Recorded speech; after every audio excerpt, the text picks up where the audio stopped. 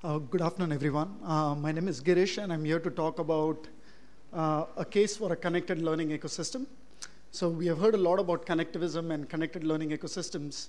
This is just my perspective as to why we need it, and we need it now. I conclude my presentation with some disruptive perspectives or some conversation starters that will kind of let us build as we move along the conference. So the outline is quite straightforward. I'm going to take a totally different perspective, deal with the current landscape, what I define as the divided world, what the learner's dilemma is. We talk from a policy front, we talk from a technology front, but what do the learners of today and tomorrow actually want? So spend some time trying to understand that, and finally I'll define what I think is my perspective for the new ecosystem and have some conclusions. Okay, so the divided world has two parts, as you know, and then the first part is the socially allied. These are people who have access to infrastructure, teachers, technology, everything. But we do find there are a few problems in the socially allied world. And the first few, I picked a few from Australia because I come from Australia. The student attrition in Australian universities comes at a cost of more than 1.4 billion a year, or 36 million an institution. And that's quite a significant number given the size of Australia. Australia has only 20 million in population. 30% of our undergraduates choose to leave their course before finishing. And this number is constantly growing. So it started at 20 in the last decade, it's just gone up to 30 now. And some of these are future teachers. So the biggest hit market is education. Some more from the US, 7,000 US high school students drop out every day, one every 26 seconds. 42 million Americans cannot read, write, or perform simple math. Now that's a startling number. That's 10% of the population. Another 50 million cannot read past the 4th grade level. So if I add this all, you're looking at 25% of the American population that have a problem in their hands.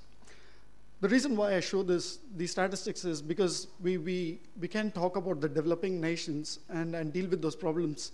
But I think what we wish to acknowledge, should acknowledge, is like these numbers are growing significantly for the developed nations as well. So we do have a problem statement for that side of the world. Why exactly are we facing these problems in the socially allied world? There are psychological reasons, such as interest, aspiration, ennui. The Gen Z define their world totally different to what we define it, and they have different interests and aspirations. There's lack of career counseling. I've spoken to a fair few, and they have said how disillusioned are they when they join a particular course. They expect X, and they get Y. They don't like it, they drop down from the course. So there's dropouts because of career counseling. Defunct schools with no or good teachers is also a fundamental major issue, at least in Australia. There are only a group of good teachers, and they move from school to school. And when they move from one school to the other, the good school becomes a bad school. And it becomes defunct, the students try to follow, and there is a kind of issue with students dropping out because of that reason. There is a differential expectation academically and socially. Today's world, the students live in this socially networked world. They have an expectation that university is going to be cool, school is going to be cool, but yet they go to a university face of one-to-many lecture and a tutorial, and so there is a differential expectation as to what they expect socially and academically. And that causes them to drop out. There is no personalization. Again, they live in a world where they personalize everything from their phones to their Gmail accounts to their Facebooks. Why is education not personalized? So there is a reason for that as well. There's lack of motivation. Do I just get a university degree for the sake of getting one? Yeah. So am I just doing it to get a certificate? So the very driver, the motivation is missing. And these are some of the reasons that have been defined by research and statistics. The underprivileged world. You look at the situation gets even grimmer when you look at the underprivileged world. The average dropout in African schools is around 60 to 70%. And these are statistics taken from kids who actually manage to get to school. It doesn't consider kids who don't even manage to get to a school. 18 million third world citizens starve to death annually. There are 1,000 children under 10 who die of dysentery, diarrhea, and other waterborne diseases. And Asia features in a 7 billion annual people smuggling trade to Western countries. Now, if you see all the statistics, we move beyond education. There are other distractions in the developed nations, and they can be health, crime, socioeconomic reasons. So if I try to understand what exactly is the problem with the underprivileged, we got cost. We got lack of infrastructure. We got lack of teachers. There's a lot of part-time work. Kids try to do part-time work and try to attend school. Socio-political, war, and finally mass literacy. So the bottom line for this slide is we do have a problem statement in our hand. And the problem is not only just for the developing nations, but there is a problem with the socially allied world as well. While I see a problem with the underprivileged world, I also see an opportunity as to what a new ecosystem can do. And I'll deal with it in the next few slides.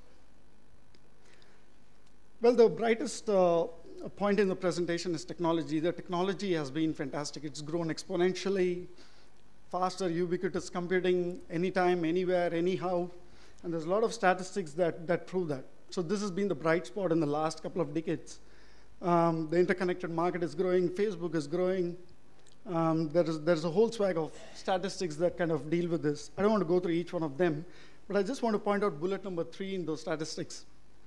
The world is now populated with the largest generation of adolescents in history, with half of all people under 25 years of age. It is the first time in history that we have a world population of 3 billion, which is below the age of 25.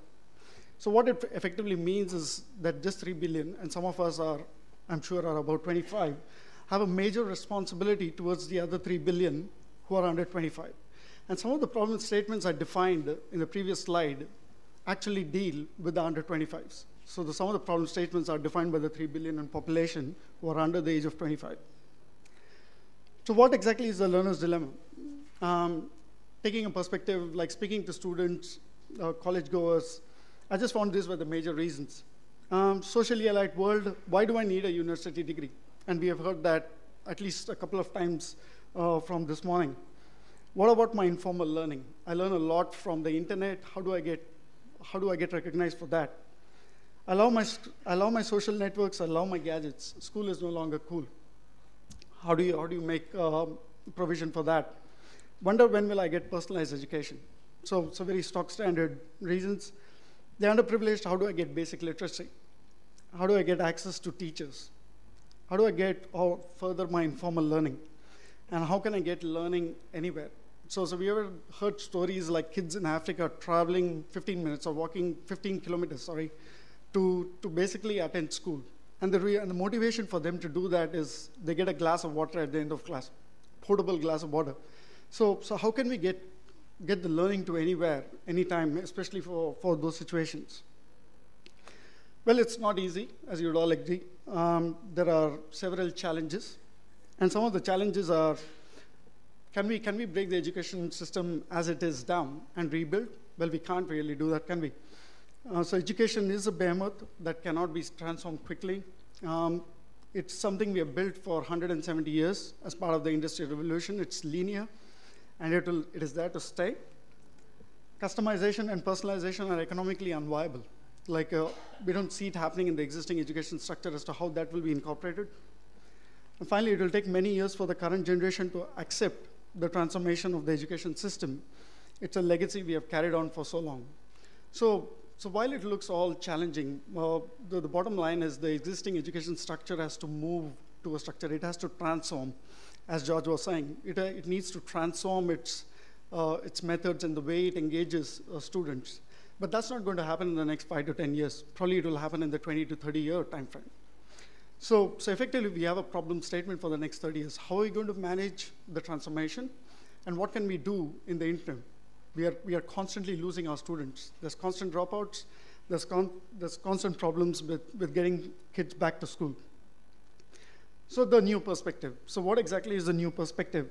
Again, the divided world, and we have the existing education structure. We are saying that we can't change it, but it will transform over the next 20 to 30 years. But nothing is stopping us from creating a new ecosystem altogether over and above this education system. So what the new ecosystem does, it's characterized by democratizing learning. It has a social network for learning.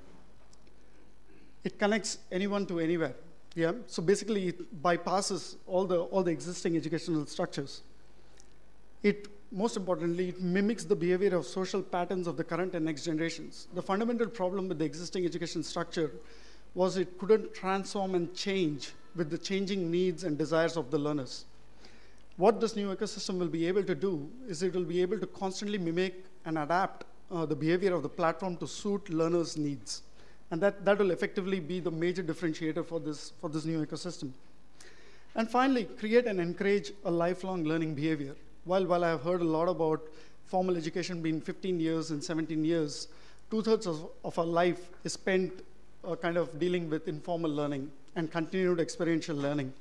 So how can the new system support an area of lifelong learning or continuous learning, unlike the existing education structure which starts and stops with formal learning? So these are some perspectives for the new ecosystem. So what will it look like? And I don't want to spend too much time in this. Is it will have a platform, and it will have learners on one side, it will have educators on the other. They're both colored the same because a learner can be an educator and an educator can be a learner, or vice versa. The platform has a gaming, video, audio, and text, what you would expect in a platform of this nature. But most importantly, it has an artificial intelligence engine that gives us that predictive customization or adaptive learning capability. Because the one thing is, like, we can have a platform, but how do we constantly mimic the behavior and constantly track the learner and change to kind of fit the learner's requirements is a key aspect of the platform. So that will be a layer on top of this. And it will do the standard kind of set of things like seeking educators, rating educators, and the platform supports storing learnings. And most importantly, connect it to the social realms of the learner, which is their Facebooks, their Twitters, their Googles, and whatnot.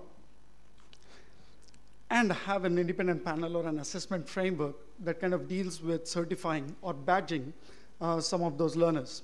So this is effectively what the high-level scope or view of the ecosystem is. So in summary, to conclude, the only way to customize and personalize learning is to create an educator-learner moment. This means there needs to be an aspect of disruption and an aspect of transformation. So it's not going to happen something very quickly. The only way the underprivileged world will get an opportunity to learn is through a network of educators. Like we always face the issue of there are no enough teachers. Probably this will be able to solve it. The existing education system will never be able to fulfill tomorrow's learning needs. Technology makes a new ecosystem for learning possible. Some of the disruptions to consider, and will be conversation starters. I know we are short of time, but there will be conversation starters, is this new ecosystem itself. Like, imagine saying the existing structure has been bypassed and we got a new ecosystem that deals with this. Recognizing and accrediting informal learning. How's it going to work cross borders? Anybody can learn from anyone. How's it all going to be controlled and regulated by policy? And the final most important for me is the predictive learning. How's it constantly going to adapt to the changes of the learner and mimic the learning patterns? And most importantly, I'll leave with one more thought is like, while we can define this ecosystem technologically, it is very important that we get the buy-in of the policymakers. If you have an ecosystem that constantly adapts and changes, how is the policy framework going to support that? So at one, you'll have the AICTE, NCRT, CBSE, everybody defining policy frameworks. How are they going to kind of react to something like this? So that's a major disruption. While it can do a lot of good, it is extremely disruptive in the context of what we are talking. So finally, like, just a closing line is like, everyone in this world has the right to learn, and at the same time, everyone has the responsibility to educate. So as a group, I make this appeal that to make this new ecosystem possible, we'll need the involvement of every one of us and beyond this room. And it's very important that that's the only way I see that learning can get to the doors of every tribal village, every poor person, people who are in Africa, and it can make a difference. So on that note, I'll just stop and take a couple of quick questions, or I'm always available after the presentation. Thank you. It's currently adopted over the world. It took us about 100 years before somebody said the emperor wears no clothes. Okay? We still use it because people are highly adaptable, and they learn despite, not because of education systems. Okay? We manage. There needs to be only a loose coupling, and we learn anyway. How long before we discover the similar problems with the kinds of solutions we propose, and how do we avoid going through the same sort of painful process? Thank you. That's good. So some of the problems with the industrial system of education was the pace of change. The pace of change in the last 170 years, or maybe beyond, if you take off 20 or 30 years out of that, the pace of change was quite stable, quite linear, quite predictable. What has happened with technology is the last 20 to 30 years, the pace of change has dramatically improved. The growth of neural sciences, the growth of neural networks, the growth of technology is kind of really changing the game. What we are also seeing is like the present generation is constantly moving away from this linear education model. Yeah, so we got a problem at hand. So either we let the education system to kind of roll, or we think of new ways and means in which we can play the game what the learners want. And effectively what this particular ecosystem will do is like what I predict it will do, is like it will constantly kind of have the ability to change and adapt, which is what the old education system couldn't. It didn't need to actually, because the pace of change was slow. But as the pace of change grows, I think the need is now, actually. So you expect many failed experiments? Yes, it's quite possible. It's quite possible. There will be many failed experiments. Like I used a keyword there, artificial intelligence. It is as artificial as artificial intelligence, and it will have a period of learning and development itself. Neural networks is the same. But I think we have to make that first step or the first start to kind of really make it happen in the next 5 to 10 years. So some considerations. So, SS Bakri from the Institute of UN and UNESCO Studies. Well, you have elucidated the concept of lifelong learning. Yep. And the lady before you, learning to be. It will be worthwhile if you throw some more light or concentrated beams on learning within and learning without, and how this quadrangle of learning within, learning without, learning to be, and lifelong learning has assumed some proportions or some dissemination in the modern world, though UNESCO championed it 25 years ago or 30 years ago. So yes, like lifelong learning has always been part of our, just so that I understand, the issue of lifelong learning has always been around us. Now the reason why it is even more important in this concept is because we are having a lot more informal learning outside the realms of our life, our experience, and out of our education. And it's typically been the trend of this generation. It is extremely important that there is a mechanism to capture that learning in the formality of education. Once we leave the education world, there is a big space where we are constantly learning outside the realms of education. So I don't have to go to a certificate, I'm learning things from the internet. So I'm constantly changing my position from one quadrant to the other in the quadrangle. Okay, so that is again the adaptability of the platform to let you do that. Be very learner-centric, be very positioned for the learner, and give him the necessary tools and ecosystem to kind of build his or her learning. And that's the kind of challenge or disruption that we see needs to be accommodated in future. Thanks, Girish. Thank you. Sorry, I'm short of time, but thanks for your questions available after the session.